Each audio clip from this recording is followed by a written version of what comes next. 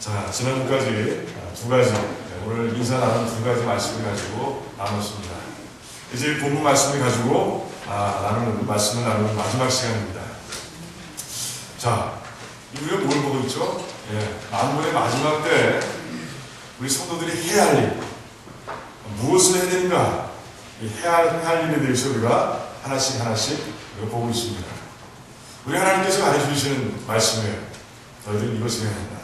이렇게 살아야 된다. 하고 지금 말씀하고 계십니다. 자, 그럼 세 번째 이 마지막 때 우리가 해야 할 일은 무엇인가? 우리 몇 절에 나와 있죠? 9절에 나와 있습니다. 9절. 서로 대접하기를 원망 없이 하라. 이렇게 되어 있습니다. 불평하지 말고 서로 대접하라. 이렇게 말씀하고 계신 거예요. 이 말씀의 뜻은요, 그 당시에는 특별한 의미를 갖고 있습니다. 그 당시의 문화와 그 당시의 어떤 그 시대적인 상황을 잘 우리가 볼 수 있어야 합니다.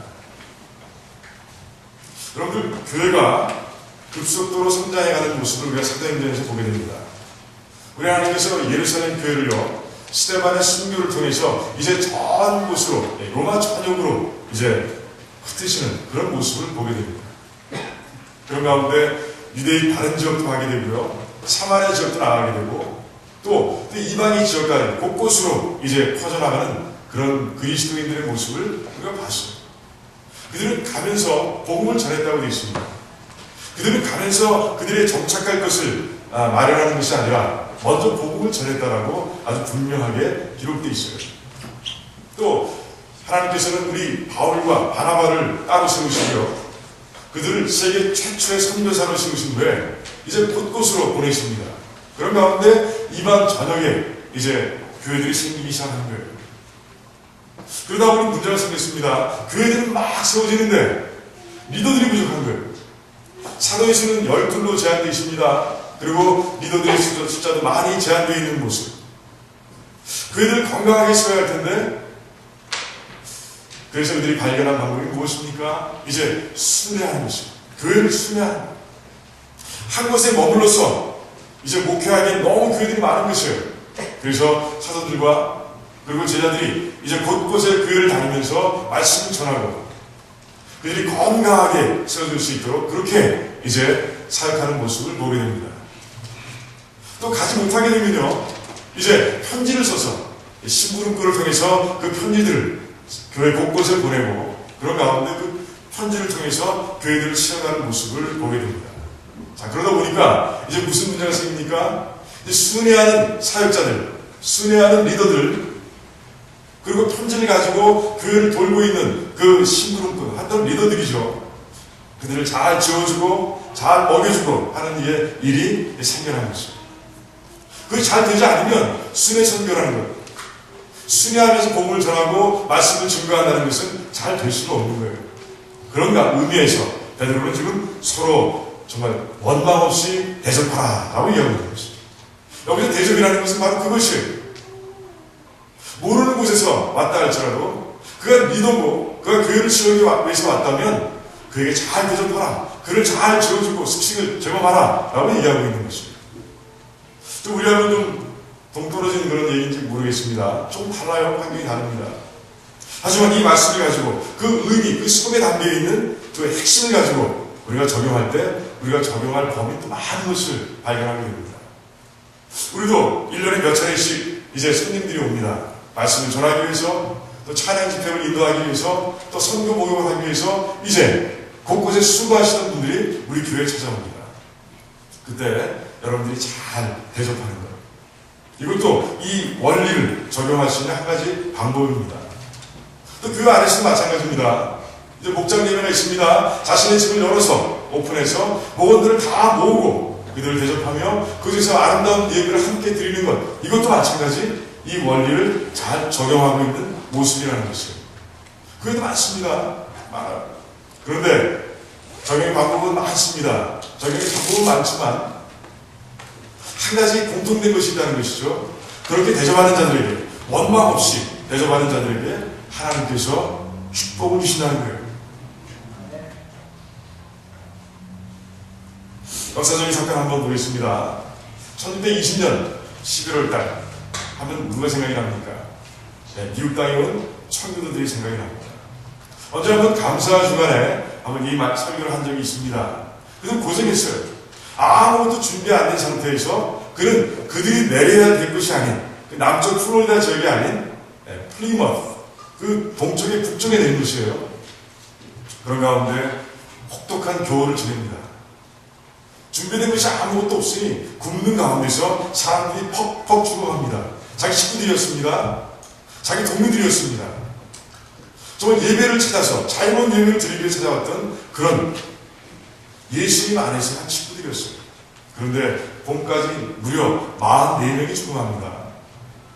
그래서 하나님께서 그 이후에 그들을 축복하셔서 이제 인디안들을 통해서 그 주변에 있는 인디안들의 도움을 받아서 이제 사냥하는 방법도 배우고 또 그리고 이제 곡물들을 특히 옥수수죠. 옥수를 재배할 수 있는 방법도 배웁니다. 씨를 얻어다 심습니다. 그래서 이제 겨울을 날 정도 그것도 아주 빡빡하게 날 정도 넉넉하진 않습니다. 좀 부족한 것 같습니다. 그렇게 준비합니다. 그러고서 이제 주변의 인디안들을 도와준 인디안들을 모아서 함께 이제 감사하며 축제를 벌입니다. 많은 분들이 여기까지 기억하고 있을 것입니다. 그런데 그렇지 않아요. 그들의 스토리는 여기서 끝나지 않습니다. 이제 겨울을 나야 되겠는데 이제 빡빡한 그런 그 겨울 준비, 월동 준비를 갖춘 상태에서 이제 겨울을 나야 되는데 그때 겨울을 앞두고 누가 옵니까? 또 다른 청교도들이 오고요. 플리머스 그 공항 그 항구에 또 한때 청교도들이 온 거예요. 아무 준비가 되지 않은 마음 같아서는요. 여기는 여러분들이 내려야 할 곳이 아닙니다. 우리들 잘못 왔습니다. 조금만 더 고생하시면서 남쪽으로 내려가면 따뜻한 곳, 열매가 풍성한 곳, 그곳에 가서 잘 지낼 수 있으니까 조금만 더 고생하십시오 하고 얘기하는 것. 그것이 상식적으로 맞을 것 같습니다. 왜 준비된 게 없어요? 자기들도 준비된 게 없어요. 자기들도 어떻게 겨울을 나을지 모르겠습니다. 그런데 그들은 그 선택을 하지 않습니다. 내십시오.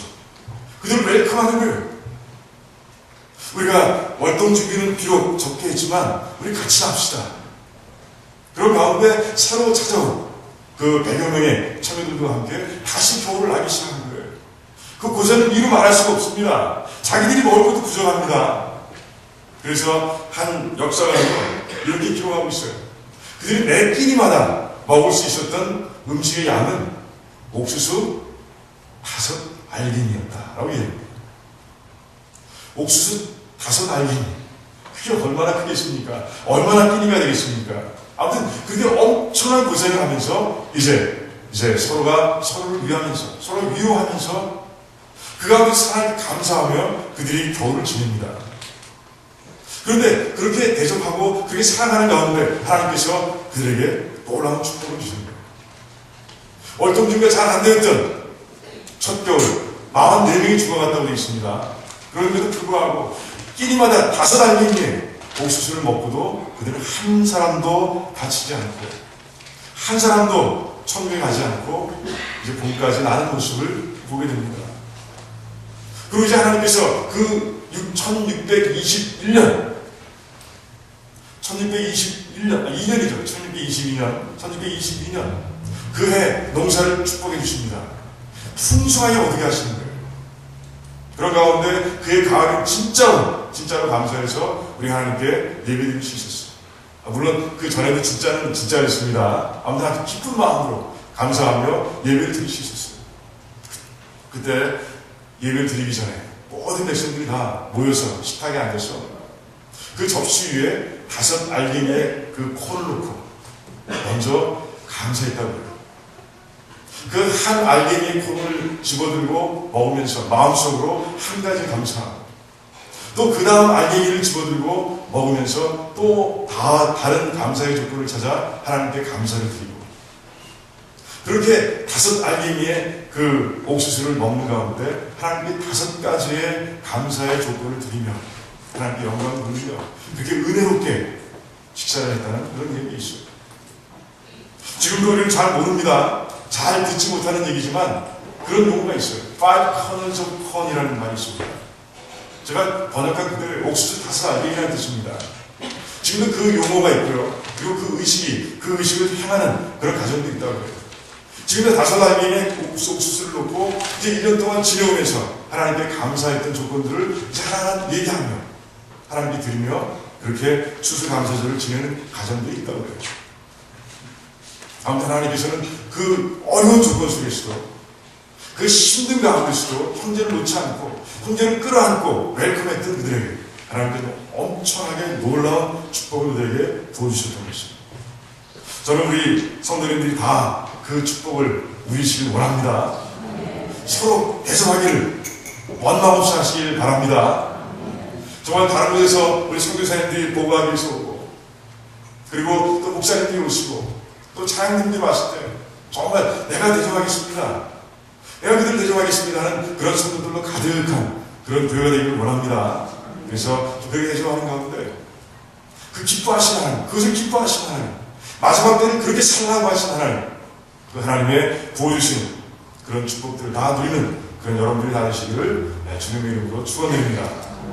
두 번째가 아니죠. 네 번째, 우리가 이 마지막 때 해야 할 일이 10절과 11절에 나와 있습니다.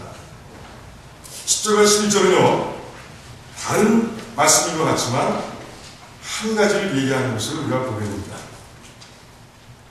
각각 은사를 받은 대로 그 은사를 하나님의 영광을 위해 쓰라라는 것입니다. 이것이 네 번째 성도들이 해야 할 일입니다. 각자 은사를 받은 대로 청지기같이 하나님의 영광을 위해서 그 은사를 사용하라 라고 말씀하고 계십니다. 그런데 이 11절에는 누가 말하면 누가 봉사하면 이렇게 되어 있습니다.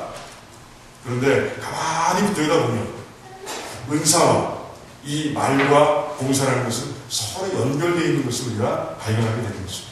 그런 가운데 10절과 11절의 말씀은 아 그렇구나. 하나님께서 은사를 사용하되 하나님의 영광을 사용하라는 것이구나 하는 그 의미를 우리가 발견하게 되는 것입니다.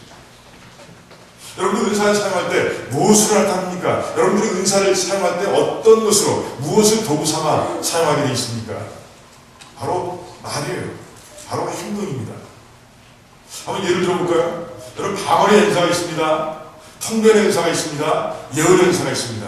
다 이것은 말을 통해서 표출되는 것이에요. 말을 통해서 드러나게 되어 있는 것이에요. 또 섬김의 은사가 있습니다. 그 섬김의 은사가 어떻게 표출됩니까? 우리의 섬기는 행동을 통해서 밖으로 드러나게 되어 있는 것이에요. 그러니까 우리의 은사들이 무엇을 통해서 우리 입술과 우리의 손과 발, 이 행동을 통해서 이제 드러나게 되어 있는 것이에요. 그래서 10절과 11절은 연결되어 있는 것이에요. 그런데 이제 말씀합니다. 하나님의 영광을 위해 쓰라. 그 은사를 하나님의 영광을 위해 쓰라라고 분명하게 말씀하고 있는 것이에요. 그렇다면 하나님의 영광을 위해서 쓰는 방법, 그 길이 있을 것 같은데 그 길이 뭐냐는 것이죠. 그것이 바로 11절 말씀 가운데서 분명하게 기록하고 있는 것이에요. 너희들이 말하거나 섬기거나 봉사하거나 행동하거나 그 은사를 가지고 무엇을 하든 간에 너희들이 이렇게 하라 라고 얘기하는 것입니다.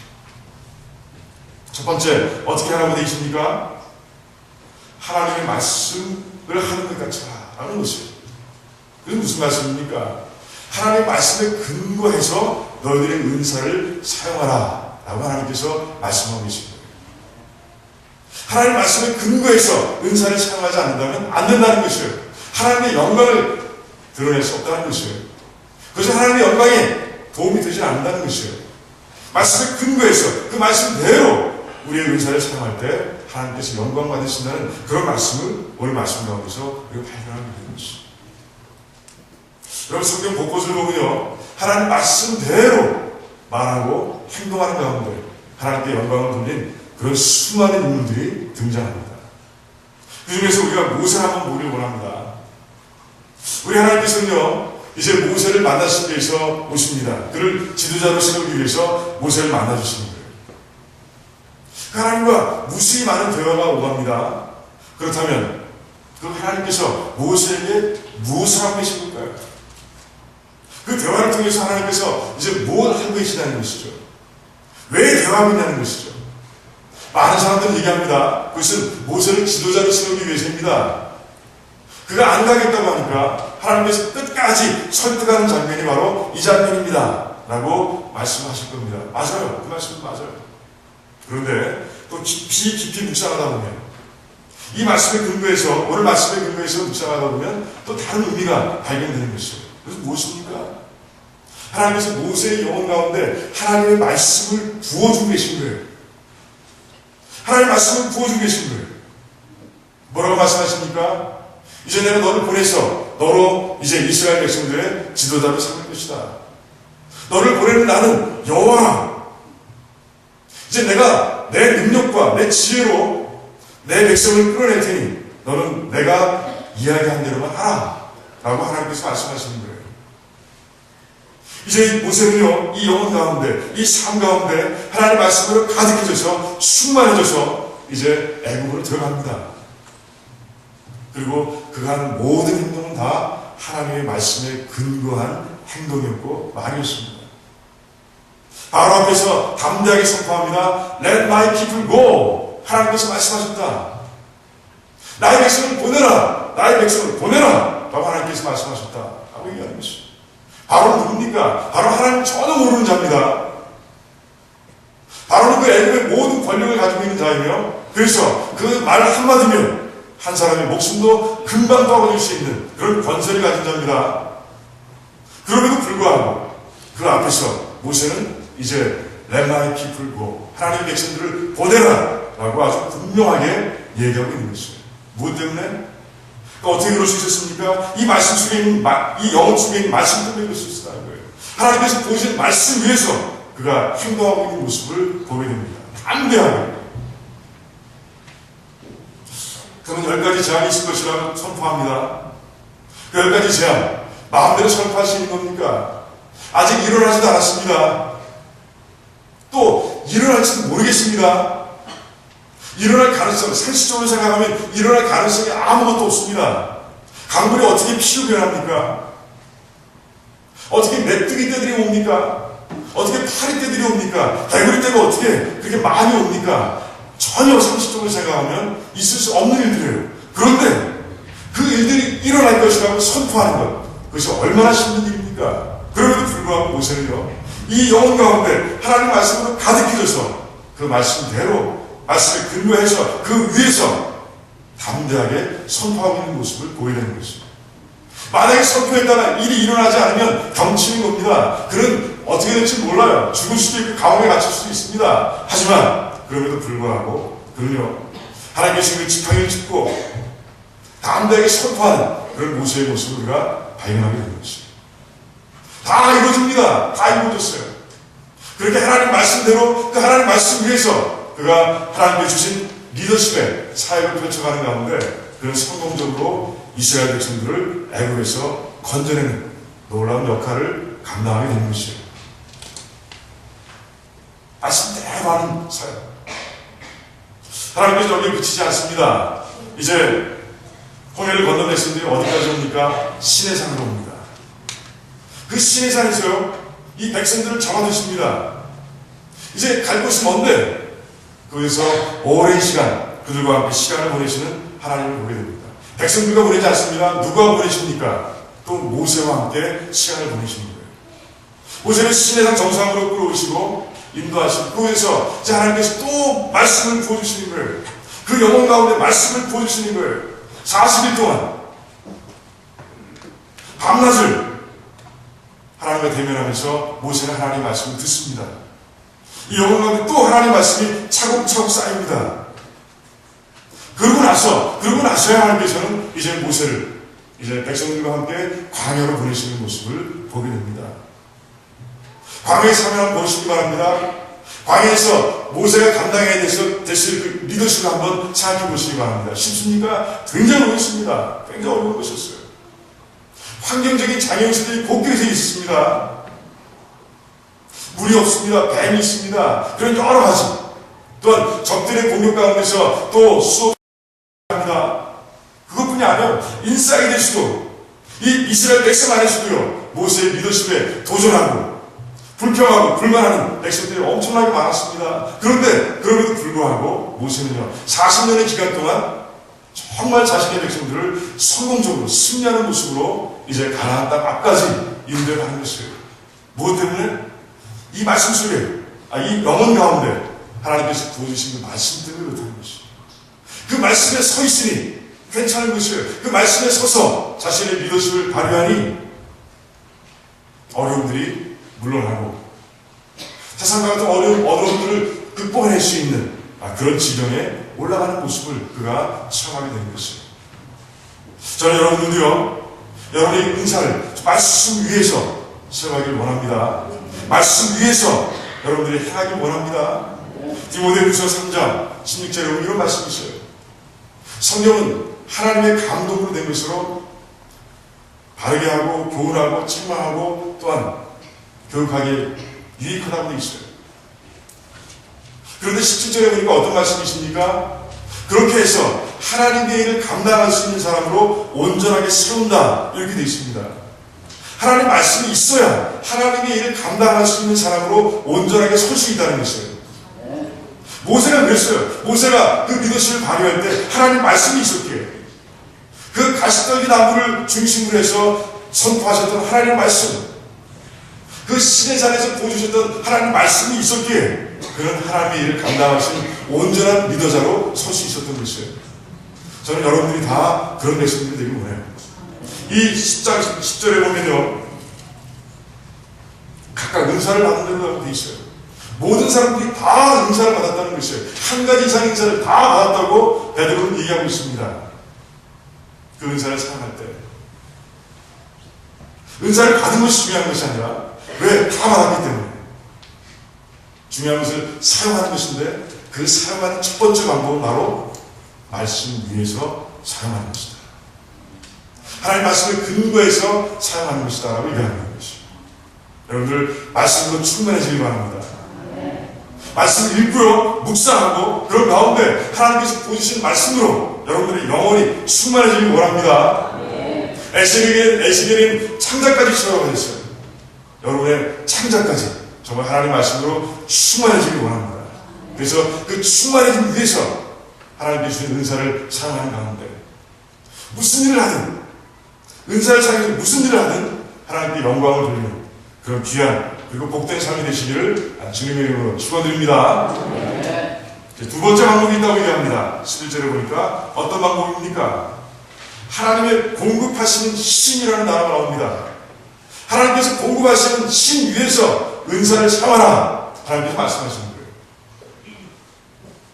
요즘 주변을 보면요, 많은 교회들이 힘을 잃어가고 있는 모습을 보게 됩니다. 왜 힘을 잃어가느냐 하는 생각을 해보게 됩니다. 두 가지 이유가 있어요. 첫 번째는 우리가 방금 본 말씀대로입니다. 하나님의 뜻대로 교회를 채워가지 않습니다. 하나님의 뜻대로 하나님의 일을 해나가지 않습니다. 그게 하나님의 뜻이 아닌데 하나님께서 힘을 주시겠어요? 하나님의 지혜를 부어주시겠습니까? 절대 그렇지 않습니다. 그래서 말씀 위에서 우리가 은사를 사용해야 되는 것이죠. 말씀대로 사용해야 되는 것이에요. 두 번째, 무엇입니까? 자기가 가지고 있는 것에 묶여있는 사고 때문에 그렇습니다. 하나님께서 거룩한 부담을 주십니다. 그럼에도 불구하고 그 거룩한 부담 가운데서 계획을 세우지 못하는 것이 하나님 그 너무 큽니다. 우리가 가지고 있는 교회 인원과 우리가 책정해놓은 교회 예산에 의하면 그건 할 수 없습니다 라고 얘기하게 된다는 것이죠. 그리고 딱딱 우리가 할 수 있는 것만 합니다. 그런 가운데 하나님께서 하나님의 지혜와 하나님의 힘이 쏟아 부어질 여백과 공간이 전혀 없는 것이에요. 우리가 할 수 있는 일만 하는데요, 교회가 할 수 있는 일만 하는데 하나님의 힘이 무슨 필요가 있습니까? 다 가지고 있는 거 가지고 하는데 하나님께서는 그런 가운데 역사하지 않으시는 거예요.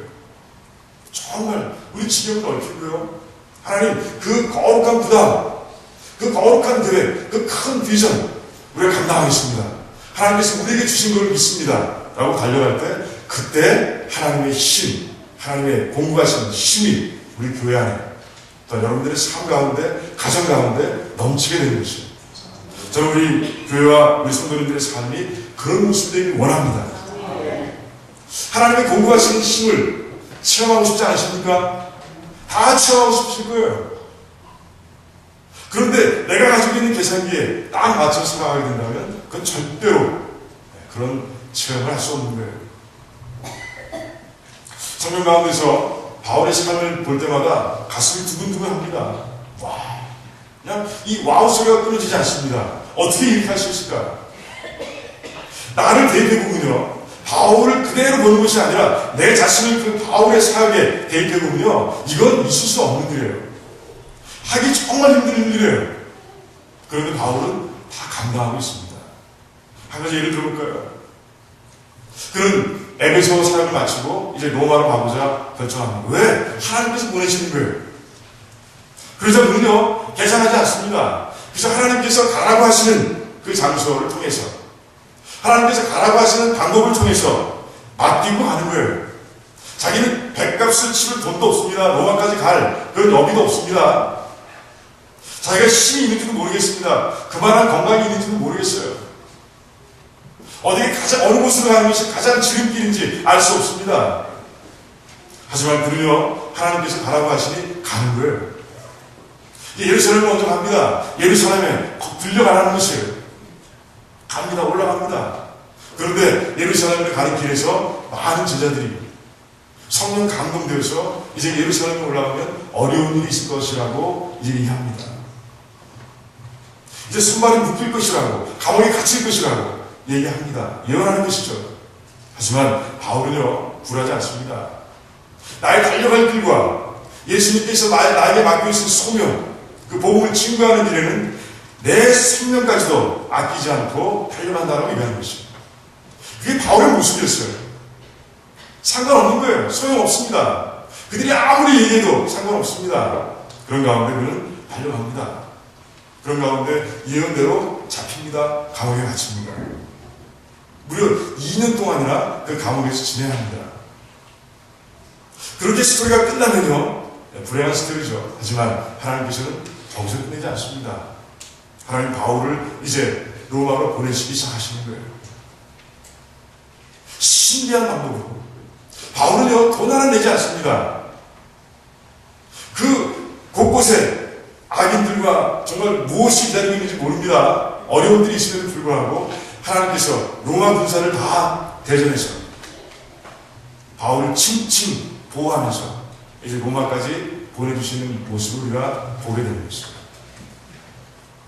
다 맡기고 나서 자신의 계산기는 다 내려놓고 하나님께서 가라고 하시니 실천하며 나가고 나자 하나님께서는 그 바울을 신비한, 하나님이 공부하시는 그 신비한 힘과 그 리소스를 가지고 바울을 로마까지 옮겨놓으신 거예요. 참 놀랍지 않습니까? 저는 우리 교회가, 우리 성도님들이 이런 삶을 살아가기 원합니다. 바울이 얼마나 신비했겠습니까? 바울이 얼마나 기뻐했겠습니까? 얼마나 감사했겠습니까? 하나님께서 공부하신 그 힘은 철저하게 체험하는 가운데 그는 기쁠 수밖에 없는 거예요. 그 삶은 감사할 수밖에 없는 거예요. 저는 여러분들도 이제 손에서 하나님의 일 할 때, 하나님께서 맡겨주신 일을 감당할 때는요, 여러분의 손에서 이 세상적인 계산기를 내려놓으시기 바랍니다. 내려놓으시겠습니까? 아멘 하셨어요? 그리고 이제 믿음의 계산기를 드시기 바랍니다. 나는 정말 지금 보잘것없는 모양이지만 우리 교회는 그 일을 감당할 수 없는 그런 작은 규모지만 하나님께서 하라고 하시기에 우리는 합니다. 계산할 것도 없어요. 우리 세상의 계산기를 가지고 많이 계산해, 이것저것 많이 계산해야 됩니다. 하지만 하나님 믿음의 계산기는요, 계산기 필요 없어요. 버튼 하나입니다. 하나님 하겠습니다. Yes sir.